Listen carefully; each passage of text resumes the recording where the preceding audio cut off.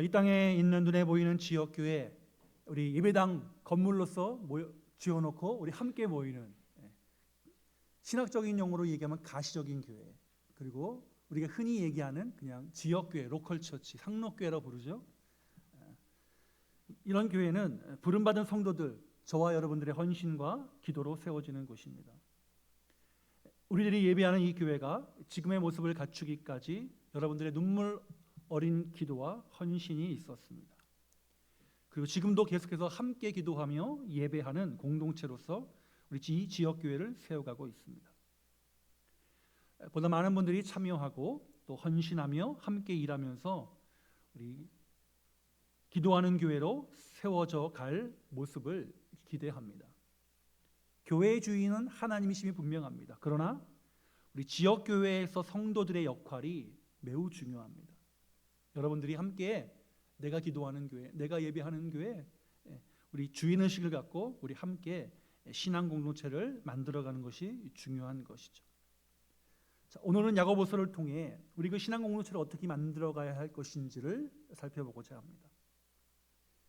예수님의 동생이었던 야고보 사도, 그 야고보 사도가 유대인이었다가 그리스도인으로 개종한 사람들을 향해 쓴 서신이 야고보서입니다. 물론 야고보 자신도 유대인이었다가 개종한 사람이었죠.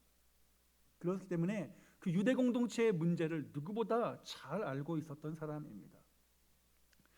당시 개종한 유대인들은 자기를 둘러싸고 있는 사회, 그리고 종교, 경제, 정치적인 상황으로 인해서 매우 힘든 상황에 있었습니다. 굉장히 압박이 심했다는 거죠.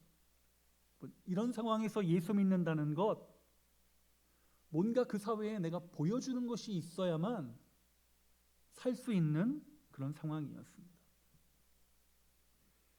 특히 자기들이 모이는 믿음의 공동체인 그 교회에서부터 뭔가 다른 모습을 보여주어야 했습니다. 그래서 야고보 사도는 예수 믿고 구원받은 사람들이 구원받은 이후에 교회 안에서 또한 삶의 자리에서 어떤 다름을 보여줘야 할지 행동의 문제를 많이 언급하고 있습니다. 우리 유대인 하면 떠오르는 것, 복음서에서 많이 나와 있지만 율법을 잘 지키는 사람들, 율법대로 행하는 사람들이라는 것입니다. 근데 그런 행동들을 한 번에 더 들어가 보면 그 율법이 하나님의 말씀의 원리를 내세웠지만 시간이 지나면서 하나님을 드러내는 율법을 지키는 것이 아니라 내 의를 드러내는 것, 내 만족함을 나타내는 것으로 변질되어 있음을 우리가 복음서를 통해 잘 알고 있습니다. 자, 더군다나 예수님 시대는 예수님이 오시기 전에 536년 바벨론 포로 시기 때, 포로 시기 이후에 포로 생활 70년 돌아와서 그때부터 538년부터 400년 동안 하나님의 말씀이 사라졌던 시대였습니다. 그러니 유대인들의 신앙생활의 모습은 말씀도 없죠. 누가 잘 가르쳐주는 사람도 없죠. 물론 열심을 다해서 그들 지킨다고 노력했지만 예수님 당시에 복음을 받은 사람들의 입장에서 보니 부족한 것이 많았습니다. 그리고 이 부족한 모습은 개종한 사람들이 교회 안에서 들어와 있을 때도 그 초대교회 공동체 안에 그대로 나타났습니다. 야고보서에서 안타까운 마음이 있었어요. 왜냐하면 유대인들이 예수님을 믿는다는 것, 굉장한 믿음의 결단과 용기가 있어야 가능한 것인데 그 용기와 결단을 가지고 교회 안으로 들어왔으나 연약한 모습이 그대로 드러나 있기 때문에 자, 우리 다시 복음으로 돌아가자. 인간의 의로움이 아니라 예수 그리스도의 의로움을 바라보며 행동하자. 우리의 행동의 모습이 달라야 한다라고 요청합니다. 그리고 행동의 핵심은 뭐냐? 사랑과 은혜다라고 강조하는 것이죠. 자, 하나님은 힘들게 믿음을 지키며 살아가고 있는 사람들에게 은혜 베푸시기를 원하는데 우리가 그 은혜를 받기 위해서는 우리 연약한 모습이 아니라 주님이 원하는 모습으로 서 있음으로 말미암아 그 심령의 상태, 외적인 모습으로 하나님의 은혜를 받자는 것이죠. 그래서 우리가 그 믿음 안에서 올바로 살아가면 하나님은 어떤 분이시냐? 더욱 큰 은혜를 주시는 분이시다. 오늘 6절에 보니까 이렇게 나와 있어요. 그러나 더욱 큰 은혜를 주시나니 그러므로 일렀으되, 하나님 어떤 분이에요? 더욱 큰 은혜를 주시는 분이시다. 제가 이 6절을 인용해서 우리 큰 은혜를 주시는 하나님이라고 본문의 제목을 한번 정해 보았습니다. 왜요? 우리에게도 하나님의 은혜가 필요하기 때문입니다. 우리도 믿음이 없으면, 또 연약해지면 하나님의 의보다 내 의를 드러낼 때가 생기기 때문입니다. 그래서 오늘 본문을 통해, 그 말씀을 통해 다시 한번 큰 은혜를 주시는 하나님을 만나 하나님의 의로움을 나타내고 하나님을 제대로 믿는 우리 신앙 안에서 자라가자, 살아가자라는 의미로 좀 말씀을 전하려고 합니다. 그러면 큰 은혜를 주시는 하나님은 어떤 이들에게 은혜를 주실까? 오늘 본문이 몇 가지를 우리에게 말씀하시기에 이 본문을 통해 함께 은혜를 나누고자 합니다. 우리 먼저 첫 번째, 큰 은혜를 주신 하나님은 어떤 하나님이시냐? 우리가 하나님의 마음에 합한 것을 구할 때에 더욱 큰 은혜를 주시는 하나님이신 줄로 믿습니다.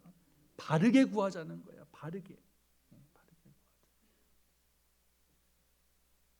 오늘 1절부터 4절까지 내용을 보면 바르게 구하지 못하기, 정욕으로 구하기 때문에 하나님과 원수가 된다. 그러므로 우리 바르게 구하자. 우리 헛된 가운데 있지 말고 하나님의 합한 것으로, 하나님의 마음에 맞는 자리로 나아가자라고 말씀하고 있습니다.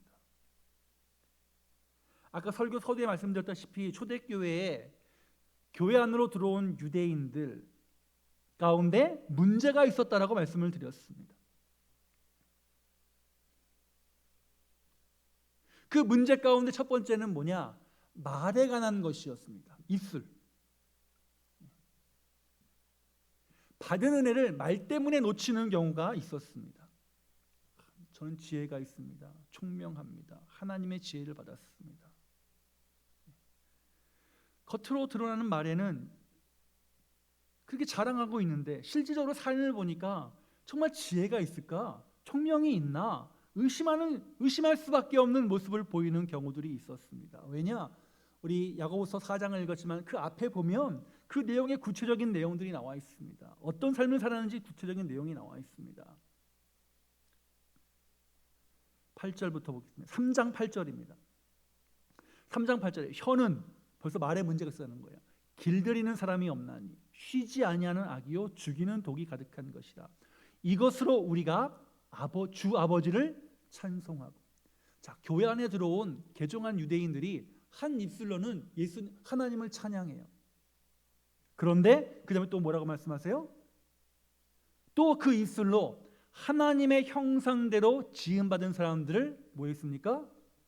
저주했습니다. 자, 우리 유대인들이 당시 우리가 갖고 있는, 저와 여러분들이 복음서를 통해 알고 있는 유대인들의 모습, 대표적인 바리새인과 서기관들의 모습은 어떤 모습이었습니까? 나는 잘해. 근데 못하는 사람이 옆에 있어. 그럼 어떻게 했습니까? 나보다 못하는 사람 왜 못해? 좀 해봐. 정죄하고 지적하고. 그랬던 모습 아니에요? 그런 모습이 있다는 거예요.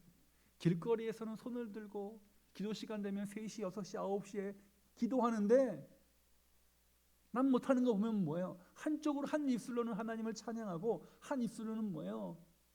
지옥에나 가라. 저주했다는 거예요. 야, 나는 하는데 너는 왜 못하냐? 저주했다는 거예요. 이런 사람들이 하나님께 구하면 하나님의 합한 기도가 나오겠냐라는 거예요. 당시 유대인들이 예수님 믿는다는 것은 기적 중에 기적이었습니다. 지금도 마찬가지인데 2000년 전에는 더 심했을 거예요. 자, 모두 힘들게 예수님 믿고 살아가고 있는데 이들 중 몇몇은 같이 그렇게 어렵게 믿음 생활하는 이들에 대해서 너 왜 그렇게 못하냐? 왜 이러냐? 저러냐? 함부로 말을 했습니다. 야고보는 이 모습이 하나님이 절대로 기뻐하지 않는 모습임을 다시 한번 강조하기 위해서 왜 한 입으로는 찬양하고 한 입으로는 저주하냐, 우리 그러지 말자라고 하며 3장의 마지막 내용을 3장 13절부터 18절까지 정리를 합니다. 그 정리하는 거 핵심이 뭐냐? 위로부터 난 지혜를 사모하자. 17절, 3장 17절, 오직 위로부터 난 지혜는 첫째 성결하고 화평하고 관용하고 양순하며 긍휼과 선한 열매가 가득하고 편견과 거짓이 없나니 화평하게 하는 자들은 화평으로 심어 의의 열매를 거두느니라. 성령의 열매를 말씀하실 뿐만 아니라 예수님께서 오늘 오후 말씀이 이제 마태복음 7장인데 마태복음 산상수훈에 말씀하신 뭐예요? 열매로 너희를 알리라. 위로부터 오는 지혜를 사모해서 선한 열매를 맺자라고 말합니다. 즉 지혜의 입술로, 바른 입술로 바르게 구하자. 바르게 구하자는 거예요. 하나님의 마음에 맞는, 하나님의 합한 것을 구하며 살아가자라고 말하고 있습니다. 자, 두 번째 당시 유대인들의 문제 가운데 하나는 뭐였냐면, 유대인들은 당시 계급 사회니까 서열 사회다 보니까, 제가 우리 새벽에 누가복음을 보면 집에 초대받았던 사람들 자리 문제 때문에 예수님께서 상석에 앉지 말라, 그런 비유가 있었습니다. 근데 이게 그냥 나온 말이 아니라 당시 유대 사회에서는 굉장히 자연스러운 문화였습니다. 우리도 직장 다니시는 분들 회식하면 그 앉는 자리 정해져 있잖아요. 그죠? 부장은 어디 앉고 과장은 어디 앉고 뭐 있잖아요, 그런 거. 당시도 그런 게 있었다는 거예요. 그게 더 심했어요. 집에 딱 초대받아가면 한번 눈치를 싹 보는 거예요. 사람들 딱 보는 거예요. 그럼 내가 어디 앉아야 될지 자리가 나오는 거예요. 근데 예수님이 그렇게 눈치 보지 말라고 그러셨잖아요. 그냥 편하게 처음부터 맨 밑에 앉아 있어라, 말석에. 그러면 나중에 다 자리가 정해질 거다. 처음부터 와서 사람 없다고 맨 위에 앉아 있다 오면, 너보다 높은 사람 오면 자리 옮겨가야 될 거 아니냐. 그렇게 하지 말라는 거예요. 왜 그런 거 자꾸 신경 쓰고 사냐. 그냥 처음부터 편하게 제일 밑에 그냥 앉아 있어. 지금 마음의 자세를 어떻게 해야 될지를 알리시는 거잖아요. 자, 당시 교회에 무슨 문제가 있었냐면, 예배를 드리는데 교회에 들어오면 부자들은 상석에 앉히고 가난한 사람들을 저 끝에 말석에 앉히는 그런 문화가 있었나 봐요.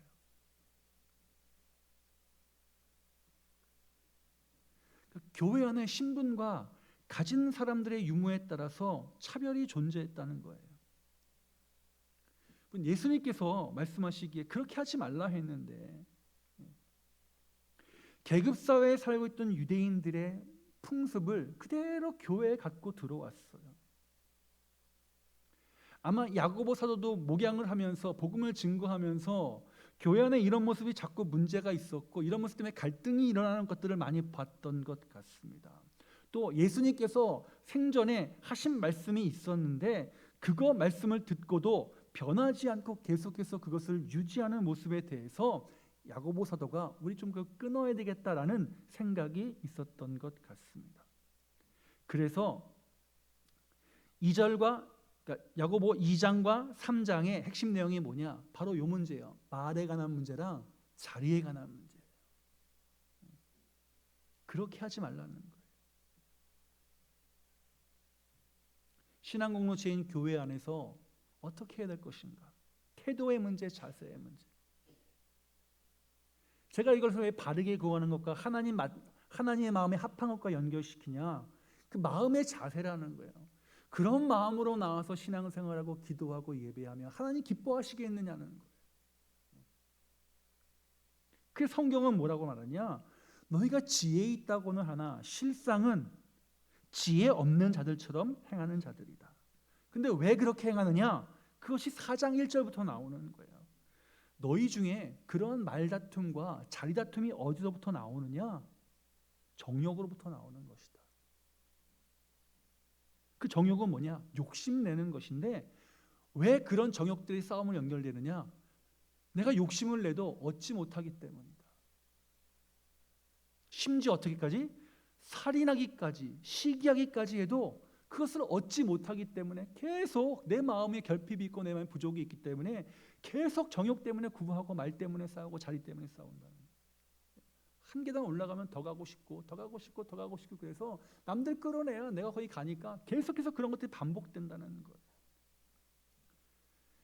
자, 그런 마음으로 3절에 구하면 받지 못하지 않느냐. 왜요? 정욕으로 쓰려고 잘못 구하기 때문 아니냐.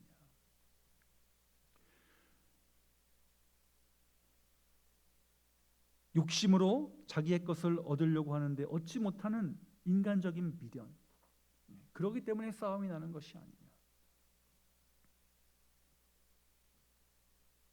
그 속에서 계속 부족하다고 느끼는 사람들끼리 갈등이 일어나고 있다.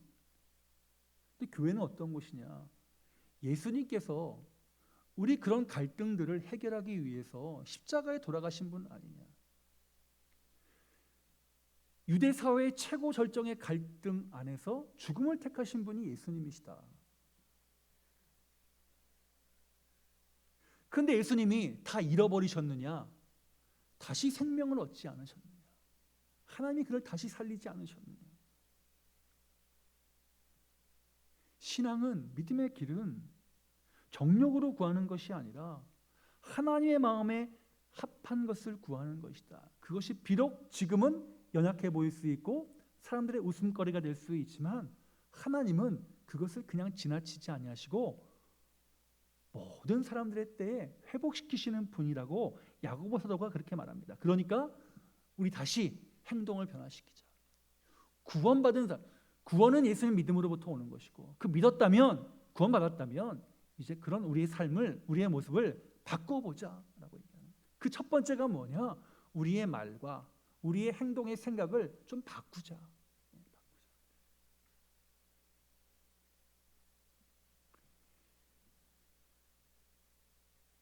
그래서 우리가 구해야 될 것은 무엇이냐? 우리가 얻지 못하면 먼저 구하지 않았기 때문이라고 2절에 말씀하고 있는데 마지막에 너희가 얻지 못하면 구하지 아니하기 때문에. 우리 뭘 구하고 있었느냐? 정욕으로 구하고 있었느냐? 하나님께 올바른 믿음으로 구하고 있었느냐? 우리가 한번 돌아보자는 거예요. 은혜 받기를 원하고 하나님의 은혜 안에 살기를 원하고 은혜 아니면 살 수 없다고 고백하며 이 땅 가운데 살아가기를 원한다면 다시 하나님 앞에서 내 심령을 정리정돈하자라고 야고보가 우리에게 말씀하고 있습니다. 유대인들은 출애굽 시대의 광야 생활에서 자기들이 아무것도 하지 않았지만 하나님께서 그들을 인도하고 먹이신 것을 늘 자랑하던 사람들이었습니다. 그런데 이 사람들이 믿음으로 구원받고 교회 안으로 들어왔는데 이상하게 하나님께서 주실 것을 사모하기보다 자기 욕심으로 얻으려는 마음이 앞장섰던 것 같습니다. 그래서 성경이 먼저 욕심내지 말고 구하라라는 거예요. 구하라.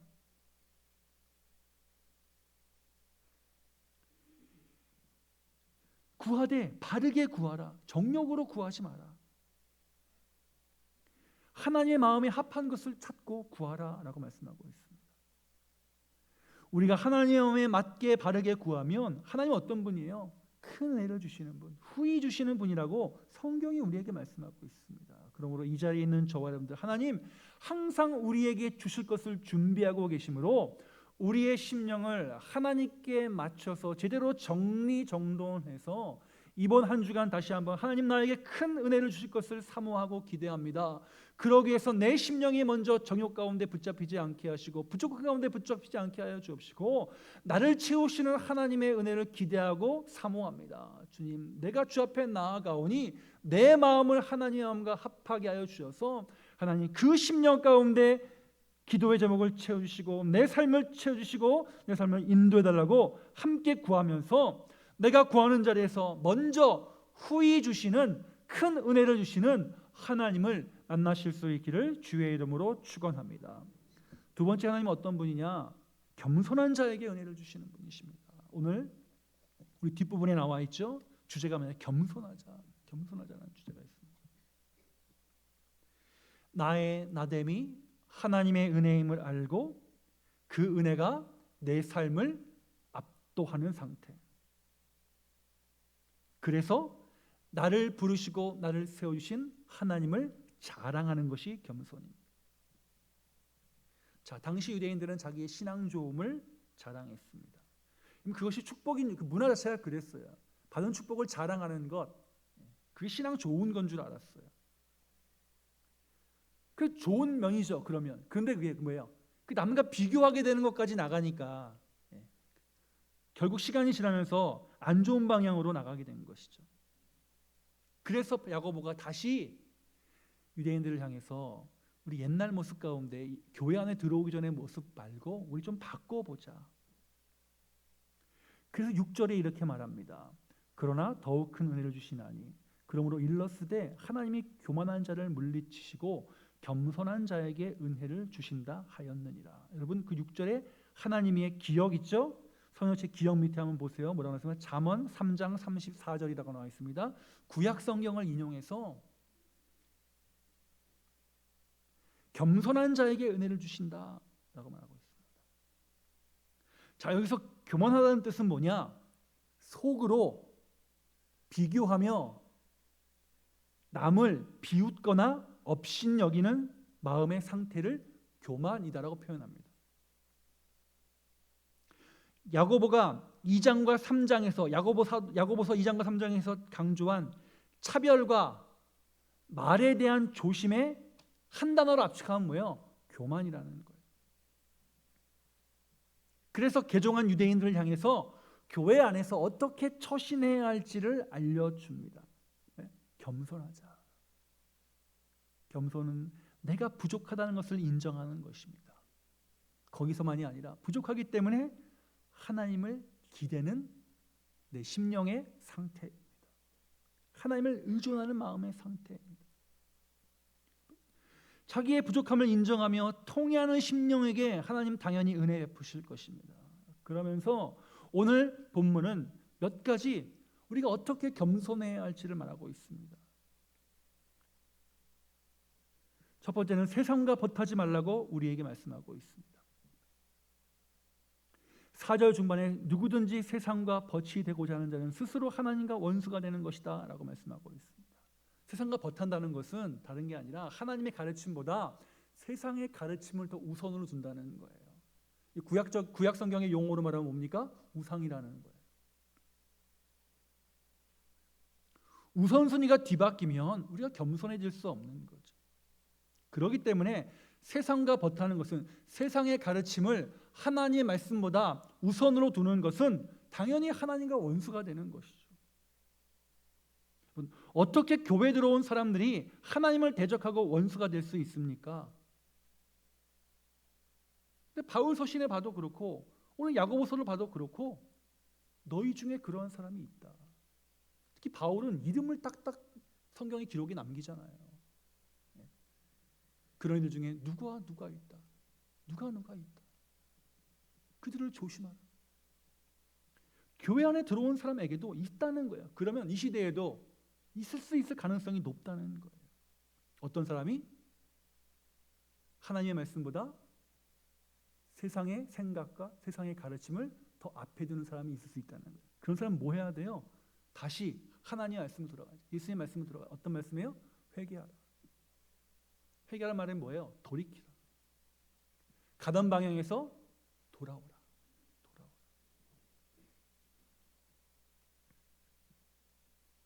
두 번째는 뭐예요? 겸손한 자는 누구냐? 하나님께 복종하는 자다.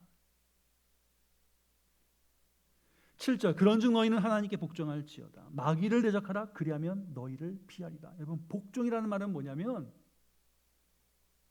즉각적으로 반응하라라는 뜻입니다. 즉 하나님의 말씀에 즉각적으로 반응해라. 우리가 즉각적으로 반응해야 될 것은 뭐예요? 마귀를 대적하는 거예요. 세상과 벗하는 것을 대적하는 거예요. 앞으로 말하면 우리의 입술 가운데 악함을 대적하는 거예요.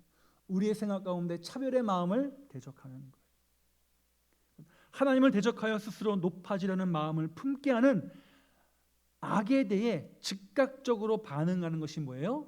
겸손이라는 거예요. 마음의 상태만이 아니라 내 생각을 하나님께 복종시키기 위해 악함에 대해 즉각적으로 반응하는 것. 그것이 겸손이라는 거예요. 그러면 뭐예요? 마귀가 너희를 피할 것이다. 하나님 말씀에 즉각적으로 반응하면 다가오지 못하겠죠. 자, 세 번째, 겸손한 자는 어떤 자냐? 하나님을 가까이 하는 자. 하나님을 가까이 하는 자. 예수님 믿는 사람들의 특권이자 의무이죠.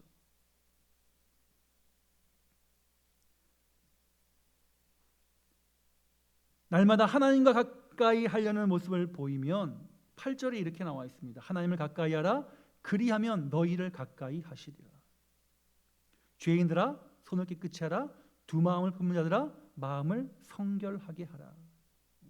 세 번째 주제로 넘어가는 거죠. 자, 하나님을 가까이 하는 자. 그러면 하나님께서 너를 가까이 하시리라. 우리 이번 주 다시 한번 하나님 나에게 큰 은혜를 주시기를 원하시는 주님이심을 압니다. 그러기 위해서 내가 먼저 세상과 버타지 않게 하시고 즉각적으로 주 앞에 반응하게 하시고 하나님을 가까이 하는 자리에 있게 해달라고 우리 함께 기도하시면서 우리 믿음 안에서 승리의 길로 걸어가실 수 있기를 주님의 이름으로 축원합니다. 마지막 세 번째는 한결같이 순수한 자에게 큰 은혜를 주시는 분이십니다. 왜요? 우리는 우리의 모든 처분권을 하나님께 맡겼습니다. 숨길 것이 없습니다. 투명한 복음 증거의 공동체. 내 생각을 말씀에 즉각적으로 반응하게 하고 내 행동을 예수님의 가르침에 맞추기 때문에 우리 포장할 것이 없죠. 뭐 포장해봤자 하나님 다 아시는데. 그 결과 뭐예요? 숨기지 않고 포장하지 않으면 하나님의 정직한 영성의 소유자로 살아갈 수 있는 정직한 영성의 소유자. 그게 뭐예요? 오늘 본문이 말하고 있는 겉과 속이 같은 사람이라는 거예요. 자, 8절에 우리가 읽은 8절 후반절 있죠? 죄인들아 손을 깨끗이 하라. 두 마음을 품은 자들아 악한 자들아 마음을 성결하게 하라 라고 말씀하고 있습니다. 즉 손을 깨끗이 하라는 말은 내 외적인 행실, 내 행동 거지를 깨끗하게 하라는 것입니다. 마음을 성결하게 하라는 것은 내 내면을 잘 가꾸어 깨끗하게 만들라는 말입니다. 즉 내적으로나 외적으로나 예수 그리스도의 십자가의 은혜로 자신을 깨끗하게 가꾸는 사람이 하나님의 은혜를 받는다라고 말씀하고 있는 것입니다.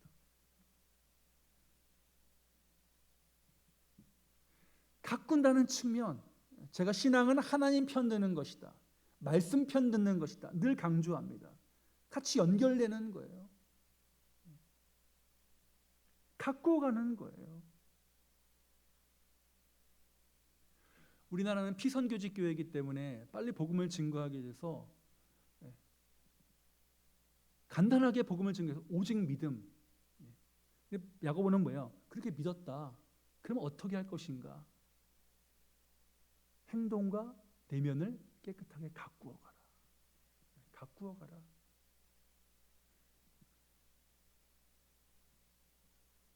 아마 동양적인 배경 가운데 있는 분들은 이 가꾸어 간다는 의미가 우리 내면에 그냥 반응하게 되어 있는 측면이 있습니다. 내 외면을 가꾸어 가는 것. 그래야 뭐요? 하나님이 더욱더 큰 은혜를 주시고 그 은혜를 주시면 다시 또 그 은혜로 나를 가꾸어 가는 거예요. 나를 만들어 가는 거예요. 어디서나 항상 같은 마음과 같은 행동을 하는 사람으로 세워지는 것. 여러분, 교회에 하나님의 은혜를 주시는 이유는 뭐예요? 저와 여러분들이 이렇게 두 마음 품지 않고 한 마음 한 뜻으로 내적으로나 외적으로나 순수하게 잘 가꾸고 만들어가기 때문이라고 저는 생각합니다. 이렇게 같은 마음을 품는 사람들이 모여 있기 때문에 하나님은 은혜를 주시는 것입니다. 여러분들 그 은혜의 믿음을 갖고 그 믿음을 갖고 이 자리에서 예배하기 때문에 하나님 그 예배를 기쁘게 받아주시는 것입니다. 우리 두 마음 품지 않고 하나님 앞에서 숨길 것이 없이 투명함을 유지하는 것입니다. 그런 사람들 어떤 사람이냐? 9절에 이렇게 말합니다. 슬퍼하며 애통하며 울지어다 이렇게 말씀하고 있습니다. 그대로 해석해도 되는 측면이 있지만 이 말은 뭐냐? 하나님께 나아가는데 집중해라. 하나님께 나아가는데 열심을 내라. 그런 의미가 담겨져 있습니다. 아마 유대인들은 열심을 내고 집중할 때 그런 관용적인 표현으로 애통하라 라는 표현을 썼던 것 같습니다. 애통하는 자는 복이 있나니 하나님께 나가려고 열심을 내는 자는 복이 있나니. 같이 연결되는 말이라고 저는 생각이 되어져. 뭐야? 심령의 간절함과 순수함으로 구하는 자리에 있으라라는 말이죠. 주님, 저는 연약합니다. 주님, 나 이런 부족함이 있습니다. 주님, 나에게 해결해야 될 문제가 있습니다. 주님, 내 의지로 안 됩니다. 주님이 도우셔야 하겠습니다. 주님 아시지 않습니까? 이렇게 순수하게 하나님께 구하고 하나님을 찾고 나아가는 사람에게 하나님 왜 은혜 주시지 않겠냐는 거예요.